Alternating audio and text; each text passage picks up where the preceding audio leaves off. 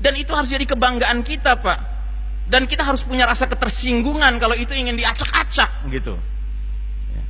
Saya bilang terus terang diacak-acak. Kenapa? Nanti akan ada dalilnya. Saya katakan yang mimpin dunia sekarang siapa? Yahudi, Pak. Nanti saya jelaskan Yahudi karakternya kayak apa.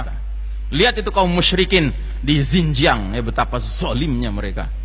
Masjid-masjid di Xinjiang sekarang dibakar-bakarin, Pak. Kita nggak tahu, nggak nyampe beritanya ke kita, kecuali bagi mereka yang dapat beritanya gitu. Jahat mereka, Pak. Musyrik Yahudi itu jahat. Dan ini Allah yang ngomong, ya, bukan saya yang ngomong.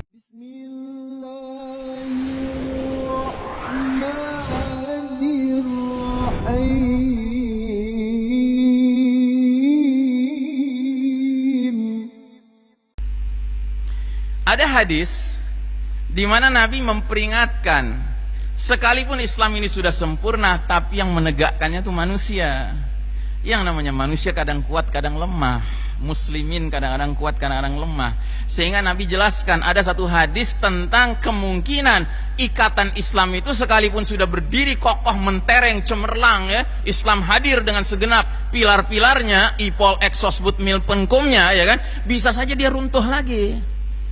Dan cara runtuhnya bagaimana? Jelas tegas Nabi menggambarkan, la tunqadhanna ural islami urwatan urwatan kullaman taqadat urwatun tashabbathan nasu billati taliha. Ikatan Islam itu akan terurai simpul demi simpul, one by one, satu persatu. Dan jika satu simpul terurai, manusia gelayutan pada simpul berikutnya yang masih tersisa.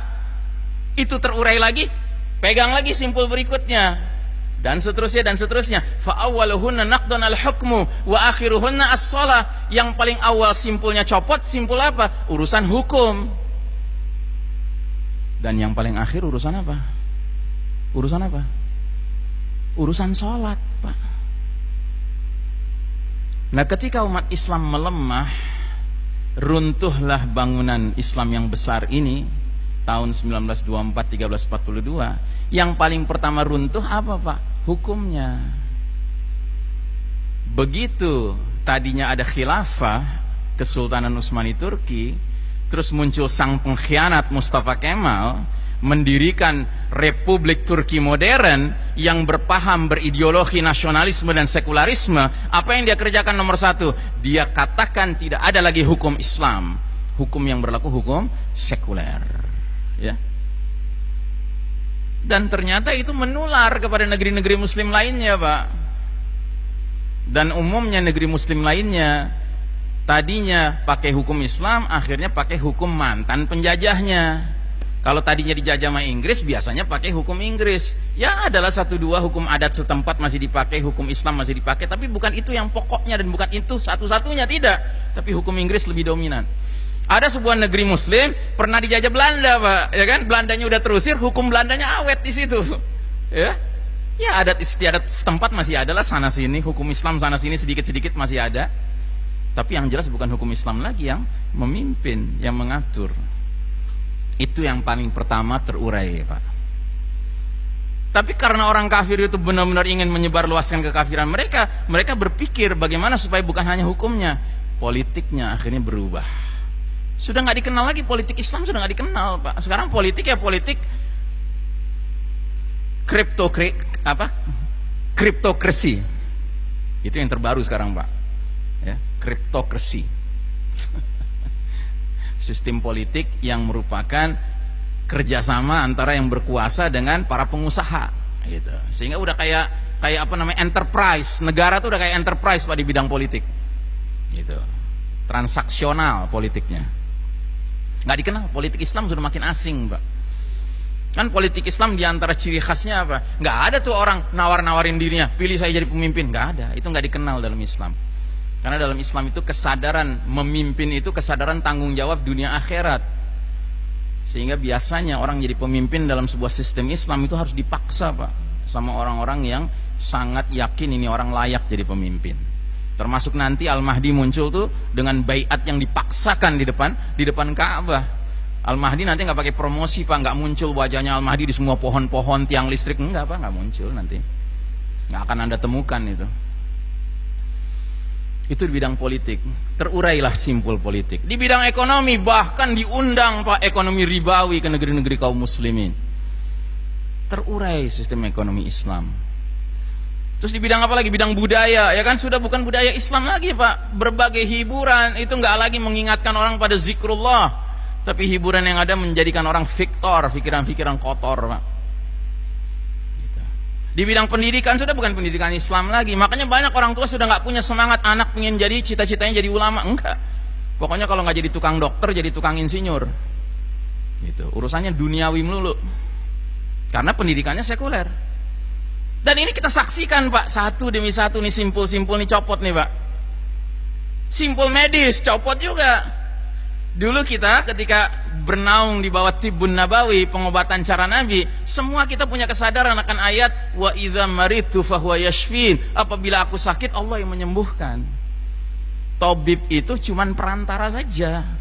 Dia bukan yang menyembuhkan. Tapi dalam sistem medis, sistem Dajjal ini Pak, dokter itu kayak wow, playing God.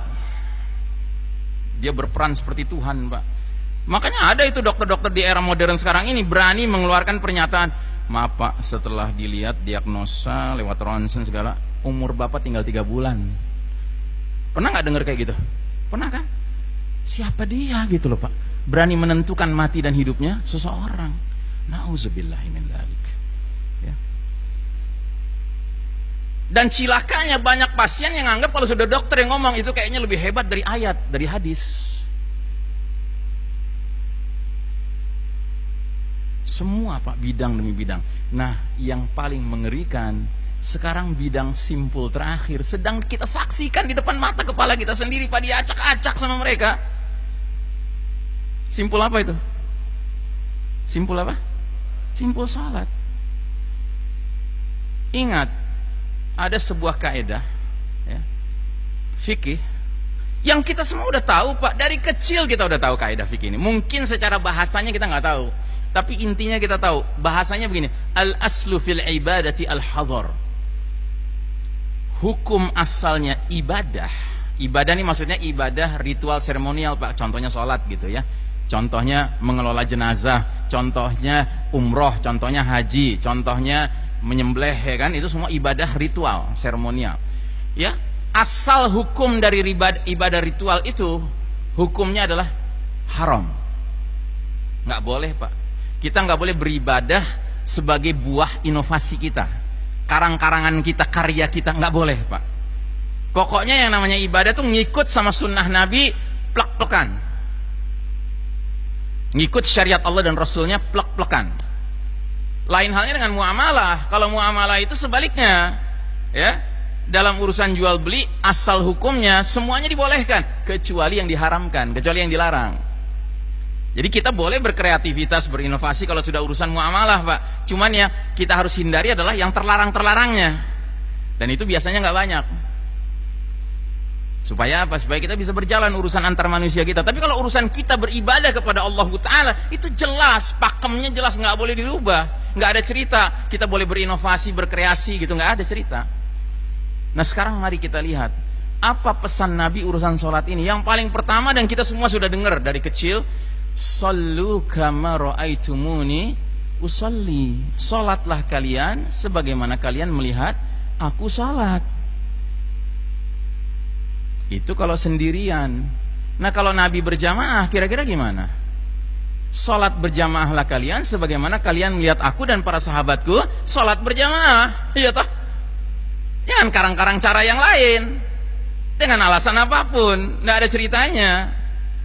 Karenanya suatu ketika para sahabat menyampaikan kesaksian sebagai berikut. Kana Rasulullah sallallahu alaihi wasallam ya'tina fayamsahu awatiqana wa sudurana wa yaqulu la takhtalif sufufakum fatakhallafa qulubakum.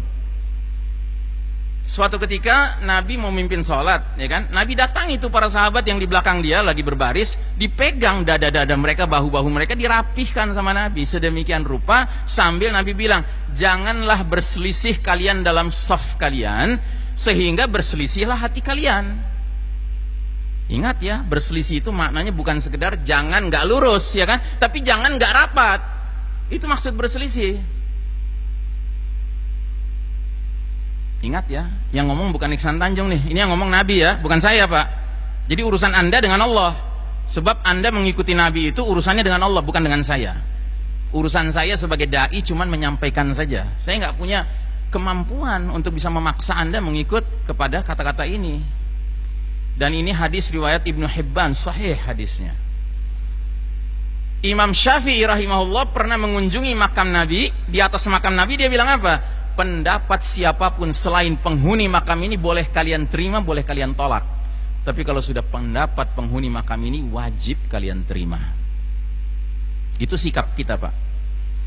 Hadis lain lagi, apa kata Nabi? Qimus sufufa wa hadhu bainal manakibi wa suddul khalal walinu bi aidi ikhwanikum wa la tadhuru furujatin lisyaitan. Jadi kata Nabi, tegakkanlah saf-saf kalian, barisan-barisan kalian, sejajarkanlah pundak-pundak kalian, tutuplah celah-celah di antara kalian, ya. Tutuplah celah-celah di antara kalian, dan lemah lembutlah terhadap tangan saudara kalian. Maksudnya begini, kalau kita lagi mau sholat di saf kedua, kita lihat di saf depan kita ada celah gitu ya, kayaknya sempit celahnya tapi ada celah, terus kita masuk ke situ, masuklah dengan lemah lembut, ya, jangan dengan kasar, karena itu tangan-tangan saudaramu. Begitu. Terus yang selanjutnya ini yang menarik, Nabi tadi udah bilang kan, tutuplah celah-celah di antara kalian. Diulang lagi, kata Nabi, wala tazaru furujatin lisyaitan. Tutuplah celah-celah, karena kalau kalian tidak tutup, ya, itu celah jadi tempat nongkrongnya syaitan. Jangan kalian biarkan celah-celah itu untuk syaitan. Jelas-jelas Nabi bilang begitu. Sekarang saya tanya, kita mau sholat sama saudara beriman kita di kanan kiri kita apa dengan syaitan? Ya silahkan jawab sendiri. Renungkan baik-baik. Lagi-lagi saya katakan ini bukan ucapan saya Iksan Tanjung, ini ucapan Nabi Muhammad sallallahu alaihi wasallam yang kita harapkan syafaatnya. Ini hadis sahih riwayat Abu Daud, ya. Bahkan yang berikutnya ini lebih mengerikan lagi. Apa kata Nabi? Wa man shalla saffan wa man wasala saffan wasalahu Allah wa man qata'a saffan qata'ahu Allah. Barang siapa menyambung saf, Allah sambung dia. Barang siapa memutus saf, Allah putus dia. Bayangkan, sambung dan putus ini urusan apa? Urusan rahmat, urusan silaturahim. Kan alangkah ruginya kita merasa sudah sholat nih berjamaah nih, ya kan? Sampai rumah alhamdulillah tadi dirahmati Allah saya, gitu. Padahal nggak dirahmati. Karena apa? Karena memutus saf. Gitu. Terus yang berikutnya apa kata Nabi? Ala tasuffuna kama tasufful malaikatu inda rabbiha. Tidakkah kalian bersaf berbaris sebagaimana para malaikat berbaris bersaf di depan Rabb mereka? Kan para sahabat bingung, gimana itu para malaikat bersaf berbaris di depan Allah Ta'ala? Dijelaskan sama Nabi, yutimmuna as-sufufal awwal wa yatarassuna fis saf. Mereka berlomba ingin di saf yang terdepan, dan mereka saling menempel, saling merapat satu dengan lainnya. Jadi Nabi itu bangga sekali kalau melihat umatnya meniru para malaikat sholat atau bersaf sebagaimana para malaikat bersaf. Itu bangga. Dan itu harus jadi kebanggaan kita Pak. Dan kita harus punya rasa ketersinggungan kalau itu ingin diacak-acak gitu.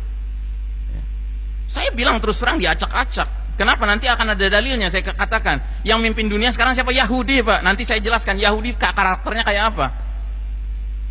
Nah jadi sayang ini nggak ada slide-nya, nggak bisa tampil. Saya memperlihatkan di sini. Kok jadi mirip ya? Kok jadi mirip? Gitu loh. Di sebelah kiri umat Islam, sholatnya sekarang ini sujudnya mirip kayak yang di sebelah kanan pakai baju-baju oranye gitu. Itu kok jadi mirip sekarang? Berjauhan gitu lah. Dan itu bukan hanya saat sujudnya saja, saat berdirinya juga gitu, ya kan mirip, berjauhan. Padahal kita dulu ya sholatnya itu begini, rapat, rijalan, wanisaan, baik yang laki-laki maupun yang perempuan, rapat kita Pak sholat. Ada kayak kesadaran gitu, semakin kita rapat, ruh jamaahnya itu terasa gitu. Makanya tadi di awal sekali kata Nabi apa? Kata Nabi, janganlah berselisih dalam shaf kalian sehingga berselisih hati kalian. Saya tidak tahu menurut Anda, tapi menurut saya belakangan ini tahun 2020 ketika umat Islam berubah cara sholat berjamaahnya, itu terasa agak lebih renggang Pak hati kita. Kayaknya tegur-teguran aja juga malas gitu. Senyum aja nggak kelihatan, lawang ditutup, gitu. Nggak kelihatan tuh senyum. Gitu. Salaman dilarang, ajib. Ya. Dan ingat ya Pak, urusan-urusan seperti ini bukan urusan dalam sholat saja Pak, ini urusan bersosialisasi gitu loh. Ini urusan manusia tuh makhluk sosial Pak. Manusia itu makhluk sosial. Dan ciri makhluk sosial itu apa? Mereka merasa perlu berinteraksi, perlu berjabat tangan, perlu saling bersenyum, perlu saling berdekatan untuk bekerja sama. Itu sudah naturalnya begitu Pak. Fitrahnya manusia itu begitu. Makanya menurut hemat saya, ini urusannya bukan urusan sekedar mau ngacak-ngacak sholat. Dan ini bukan sekedar Pak ngacak-ngacak sholat ya kan. Ini dahsyat ini. Tetapi ini urusannya adalah mau membuat umat manusia kebanyakan meninggalkan fitrahnya. Fitrah bahwa dia makhluk sosial yang membutuhkan untuk keluar rumah, membutuhkan berinteraksi dengan orang lain, bekerja sama, akrab. Itu biasa begitu. Justru kalau kita terus-menerus distancing satu sama lain, baik dalam sholat ya maupun di luar sholat, kita ini menjadi kumpulan inhuman humans gitu loh. Manusia-manusia yang nggak manusiawi. Sadar nggak sih itu Pak? Ya nggak tahu ya, itu sih pendapat saya. Tapi juga saya pendapat ini berdasarkan apa yang saya baca dari berbagai kitab-kitab, termasuk kitab-kitab sosiologi, kitab psikologi. Memang begitu adanya. Gitu. Tapi kok sekarang kita rame-rame disuruh menjadi inhuman gitu? Ya. What's going on? Apa yang sedang terjadi ini? Tampaknya ini ada sebuah rancangan besar ini. Ya. Ini urusannya sudah bukan urusan virus lagi nih kelihatannya. Nah, jadi saudaraku rahimakumullah, dalam surat Al-Maidah 82, apa kata Allah? Latajidanna asyaddan nasi adawatan lilladzina amanu yahuda walladzina asyraku. Sungguh engkau Muhammad akan temukan orang-orang yang paling hebat permusuhannya kepada kaum beriman adalah kaum Yahudi satu dan kaum musyrikin dua. Ini dua kaum ini Pak, dahsyat permusuhannya kepada kita. Lihat itu kaum musyrikin di Xinjiang, ya betapa zolimnya mereka. Masjid-masjid di Xinjiang sekarang dibakar-bakarin Pak. Kita nggak tahu, nggak nyampe beritanya ke kita, kecuali bagi mereka yang dapat beritanya. Gitu. Jahat mereka Pak. Musyrik Yahudi itu jahat. Dan ini Allah yang ngomong ya, bukan saya yang ngomong. Jangan bilang, wah Ustadz Ihsan ngajarin rasialisme. Bukan rasis ini. Ini Allah yang ngomong. Berani Anda tuduh Allah rasis? Nauzubillahi min dzalik. Ya. Nah, terus kata Nabi apa tentang kaum Yahudi ini? Nabi bilang dalam sebuah hadis, innal yahuda qad saimu dinahum. Sesungguhnya kaum Yahudi itu udah bosan sama agama mereka. Wahum qaumun hasadun, dan mereka itu kaum yang hasadnya luar biasa, terutama kepada umat Islam dalam 3 perkara. Jadi hasadnya kaum Yahudi kepada kita Pak, itu dalam 3 urusan Pak. Urusan pertama apa? Raddis salam. Kebiasaan umat Islam kalau saling berjumpa ngucapin assalamualaikum, dijawab raddus salam, dibalas alaikumussalam. Itu geram betul itu Yahudi ngeliat kita Pak. Yahudi paling gak suka ngeliat umat Islam itu saling berukhuwah, saling berkasih sayang, saling membagi senyumnya, makanya ditutup Pak, ya kan? Saling berjabat tangan, makanya dilarang, gitu, nularin nanti, ya kan? Padahal kata Nabi dalam sebuah hadis, 2 muslim saling berjumpa, mereka jabatan tangan, ya kan? Selama itu rontok tuh dosa-dosa di antara mereka. Masya Allah Ta'ala. Satu. Yang kedua, ya, yang mereka sangat hasadi kepada kita, iqamatus sufuf, dalam kedisiplinan umat Islam dalam menegakkan saf-saf salat mereka. Wow, itu mereka geram sekali Pak. Anda pernah tahu ada sebuah video seorang mantan komandan militer Amerika Serikat diwawancari sama seorang muslim. Si muslim ini nanya, Pak Komandan, kalau Anda punya prajurit sebanyak 1 juta orang, mereka tadinya berantakan entah di mana gitu kan, tiba-tiba Anda disuruh bikin mereka dalam satu barisan yang rapih gitu, kira-kira butuh berapa lama itu? 1 juta orang. Maka dia membayangkan gitu kan, 1 juta murid-murid dia atau prajurit-prajurit dia. Ingat ya, prajurit militer nih Pak, udah terlatih gitu kan. Akhirnya dia bilang, ya kira-kira 1 bulan lah waktu diperlukan. Terus sama si muslim ini diperlihatkan video tentang orang sedang haji di tanah suci di Mekah, ya. Haji normal ya, bukan haji nggak normal. Haji normal yang rame itu Pak, itu kan haji normal tuh, yang sekarang nggak normal. Gitu. Itu lagi rame yang tawaf, ada yang lagi duduk doa, ada yang lagi sholat gitu ya. Terus tiba-tiba azan berkumandang, yang bertawaf berkurang jumlahnya, tapi masih ada yang tawaf. Tiba-tiba qomat berkumandang, tahu-tahu dalam 2 menit rapi semua. Bengong itu komandan tuh, bengong dia. Dan itu jumlahnya kan sampai 1 juta, Pak. Ya. Dan jadi Yahudi itu paling geram sama kita, Pak, dalam urusan apa? Kedisiplinan kita menegakkan ya salat kita, saf-saf kita, rapatnya dan lurusnya. Dan yang ketiga, mereka itu hasad sama kita dalam hal apa? Wa qaulihim khalfa imamihim fil maktubati amin.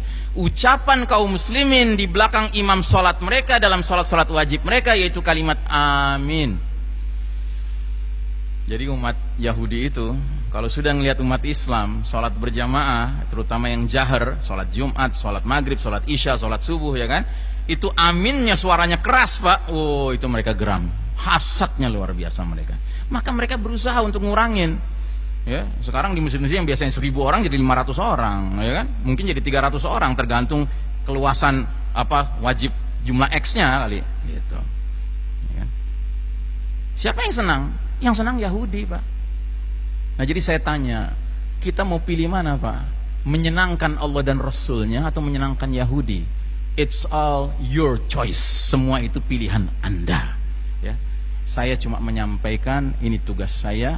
Mudah-mudahan apa yang saya sampaikan pagi hari ini menjadi ilmu bermanfaat dunia akhirat untuk kita bersama. Dan saya berharap kita semua tetap berhak menerima air telaga Nabi Muhammad SAW, tetap menerima syafaat Nabi Muhammad SAW. Tapi itu semua berpulang kepada seberapa jauh kita tetap mau menjalankan sunnah Nabi, terutama di era ayyamus sabr, hari-hari yang menuntut kesabaran sekarang ini. Yang kata Nabi, kalau ada muslim di zaman seperti itu tetap mau menjalankan kebaikan satu saja sesuai sunnahku, maka nilai amalnya kayak amal 50 orang, Pak. Amal mereka apa amal kami ya Rasulullah? Ya 50 orang kalian. Masya Allah Ta'ala. Ya, fastabiqul khairat falyatanafasil mutanafisun. Berlomba-lombalah dalam kebaikan. Ya, hidup kita cuma sekali, Pak. Ya, jangan kita biarkan diri kita tersia-sia waktu kita, ibadah kita, amal soleh kita. Ya, mari jadi hamba-hamba ya yang tidak imma'ah. Imma'ah itu artinya asal ikut saja. Tetapi jadilah hamba-hamba Allah yang tetap mempunyai pendirian, mempunyai prinsip. Sebelum saya tutup, saya umumkan bahwa di depan ada anak saya yang menjaga sebuah stand menjual buku-buku tentang akhir zaman. Kalau ada di antara Anda yang tertarik, silahkan bisa dibeli ya. Demikianlah, lebih kurangnya sekali lagi saya menyampaikan mohon maaf kalau ada yang kurang pas di hati Anda atau di telinga Anda.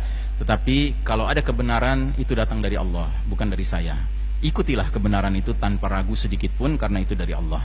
Tapi kalau ada kekeliruan itu dari saya ya. Jangan Anda ikuti karena kekeliruan itu pada hakikatnya tidak boleh menjadi dosa jariah bagi saya ya. Demikianlah aqulu qauli hadza fastaghfirullah li wa lakum wa sallallahu ala nabiyyina Muhammadin wa ala alihi wa